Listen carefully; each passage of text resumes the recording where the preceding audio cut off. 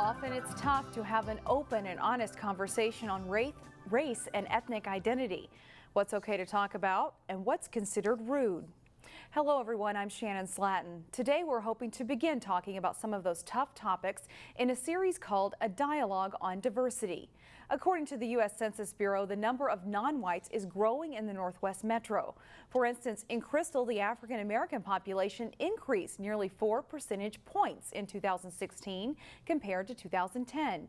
Meanwhile, in Maple Grove, the Asian population has seen an increase when you compare 2010 to 2016. Reporter Sonia Goins shows us how a shift in demographics is changing diversity in the Northwest suburbs. So what exactly is diversity? For the purpose of this story, we're focusing on race and ethnicity. I think it just means a lot of different people from different walks of life. We found the definition of diversity depends on who you ask. Diversity means having an environment where different people, whether of color or age or any kind of different background, get together. There you go, look at that. The answers varied from city to city. I think ideas, core values, first principles, those are the things that really matter when it comes to diversity. Diversity to me means a lot of different cultures, different ethnicities and backgrounds all coming together. It's not about skin, it's about the mind. If the mind's not diverse, we can't be diverse. Older adults offered up different answers too. People of color mostly, that kind of thing. My neighbor's black. You're surrounded by it. You can't get away from it. No matter the definition, there's no denying it. The Northwest suburbs are becoming more diverse, and you don't have to look around too hard to find it. From the African International Market in Brooklyn Park, a cassava leaf is perfectly seasoned, to Hmong dancers in Brooklyn Center. The landscape is changing. Drive down Brooklyn Boulevard in Brooklyn Park, and it looks like a mini United Nations. When I'm visiting my grandparents in Wisconsin, it's a lot more white people or Caucasian people.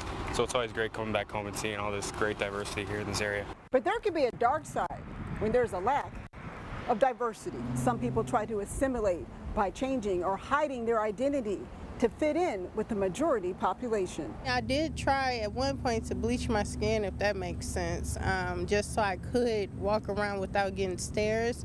And then I got older and I just figured, hey, it's my skin, love me or not. Hate crimes have increased nationwide with demographic changes, especially populations with increased minority groups. The Northwest Metro is not immune to the disturbing trend. A racial slur used to reference black people was recently put on a sign that not only negatively impacted a Brooklyn Center restaurant, but the community too. It is a horrible thing. It's a horrendous display of racism, I believe, in our city. Doesn't reflect where our city stands on diversity of cultures or ethnicity. Some people like to say that we're all the same and race and ethnicity doesn't matter. You know, we're not the same, but I think that that is a good thing. I think that some people feel very hesitant about the fact that we're not the same. Duchess Harris is a professor of American Studies at MACALESTER College in St. Paul. I think many Americans still think that our national identity is one that is of white people or Caucasians. Harris is also an author, writing about race and culture in America. She's most known for the book she wrote about her grandmother called Hidden Human Computers, The Black Women of NASA. For people who've seen the Hidden Figures movie, she actually was there 20 years before that movie took place, and she worked with all those women. Professor Harris says it's important to talk about race and celebrate our differences. I think that if you meet people where they are and get to know them and learn about the differences and respect the differences, then we're able to get along much better. And most people agree, if we all looked the same and came from the same place, this world would be a pretty dull place.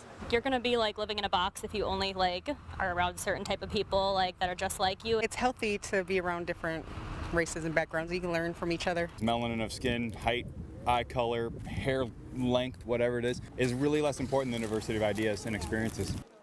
Professor Harris says talking about diversity also helps to remove fear. She says once people get to know each other, they can move forward and hopefully learn something new. She also encourages folks to celebrate our rich history and explore new communities. Meanwhile, coming up on Wednesday, we'll show you how Brooklyn Park officials are trying to foster an environment where diversity and inclusion are the norm.